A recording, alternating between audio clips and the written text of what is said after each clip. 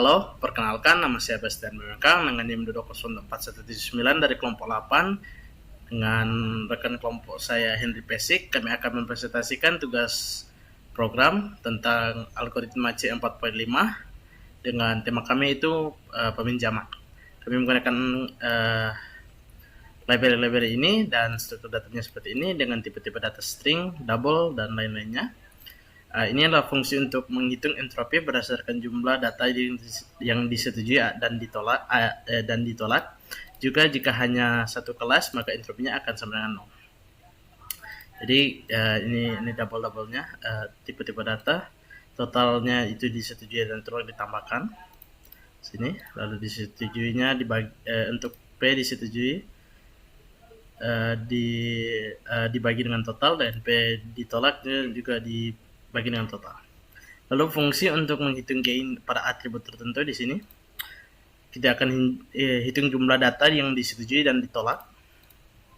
Di sini, jika disetujui maka dia akan ke total disetujui, jika tidak itu akan jika else dia akan ke total ditolak. Dia akan masuk ke total entropi dan entropi tertimbang itu sama dengan 0. Menghitung gain untuk atribut pendapatan.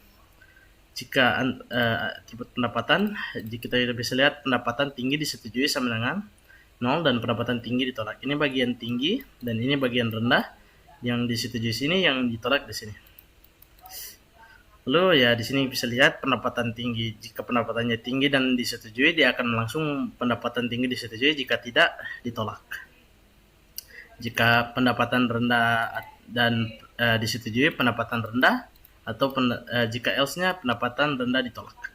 Dia akan double entropi pendapatan tinggi di sini, lalu pendapatan rendahnya di sini kita jadi satukan, lalu total pendapatan tingginya di sini, lalu int-nya untuk pendapatan rendahnya juga di sini. Lalu hitung entropi tertimbang berdasarkan pendapatan tinggi dan rendah. Totalnya ini kita kali, lalu kita tambahkan, lalu dibahagi dengan berapa banyak data yang kita masukkan. Ini sama untuk menghitung gain untuk atribut riwayat kredit, sama juga dengan atribut status pekerjaan. Cara kerjanya sama. Kita masuk ke int main, kita akan masukkan jumlah datanya dan dia akan output berapa jumlah data yang kita masukkan. Lalu kita akan pilih apakah 1 untuk tinggi, 0 untuk rendah. Di sini baik atau buruk, bekerja atau tidak bekerja, dan disetujui atau ditolak. Di sini adalah bagian menghitungnya masing-masing atributnya. Sini kita panggil menggunakan double. Lalu bagian ini akan outputnya dia untuk berapa gain setiap atribut dapatkan. Biasanya itu mana yang paling bagus atau paling tinggi, itu akan menjadi peta tinggi untuk sebagai akar pohon, yaitu di bagian sini. Dia menggunakan else if. Jika pendapatan paling tinggi ya di sini pendapatan sebagai akar, atau riwayat kredit sebagai akar, atau status pekerjaan. Lalu dia akan tampilkan semua data yang kita sudah masukkan. Baiklah, sampai sini bagian saya. Bagian selanjutnya akan dilanjutkan oleh rekan kelompok saya, Henry Pesik. Baik, saya akan melanjutkan presentasi dari kelompok kami, yaitu presentasi program dari materi AI yang ke-10. Nah, jadi ini adalah program yang sudah kami compile atau sudah dijalankan. Sekarang kita run. Ya, di sini dia ditampilkan masukkan jumlah data. Kita masukkan jumlah data 2.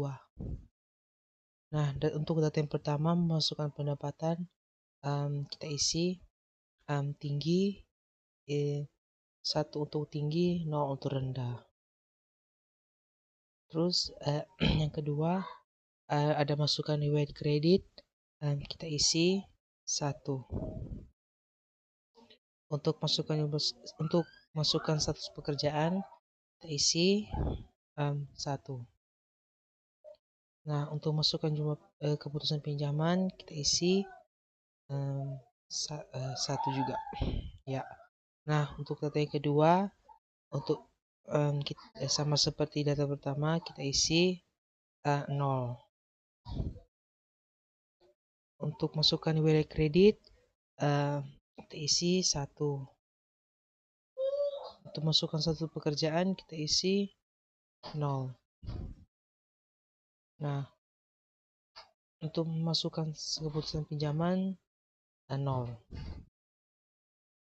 Ya, di sini gain untuk atribut pendapatannya 1, gain untuk atribut kredit 0, gain untuk atribut status pekerjaan 1, atribut status pekerjaan dipilih sebagai akar. Nah, di sini data yang ditampilkan adalah data pertama dengan pendapatan tinggi, riwayat kredit baik, status pekerjaan bekerja, keputusan pinjaman disetujui. Sedangkan untuk data yang kedua, pendapatannya rendah, riwayat kreditnya baik, status pekerjaan tidak bekerja, keputusan pinjaman ditolak. Nah, sekian dari presentasi dari kelompok kami.